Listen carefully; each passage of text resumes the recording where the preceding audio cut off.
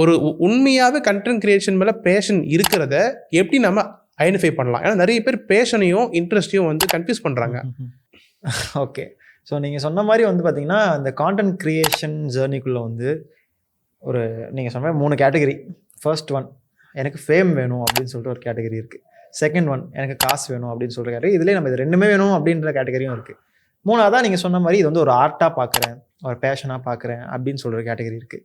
இந்த art and fashion category நான் touch கடை பண்ண மாட்டேன். ஏன்னா அதுக்கும் எனக்கும் சம்மந்தமே கிடையாது.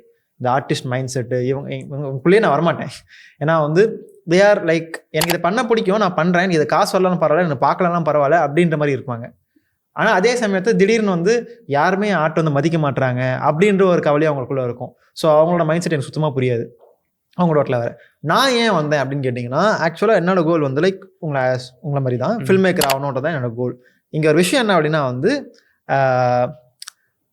இப்போ நான் வந்து லைக் ஃபேம் அண்ட் மணிக்காக இது வந்திருக்கேன். ஏன்னா இதில் வந்து ஃபேமும் இருக்கும், மணியும் இருக்குது. உண்மையாக அது இருக்குது, எக்ஸாக்ட்லி இருக்குது. ஸோ அதான் அது கரெக்டாக எப்படி பண்ணோம், அதில் நம்ம என்ன கண்டென்ட் பண்ணுறோம் அப்படின்றத பொறுத்து அது மாறும்.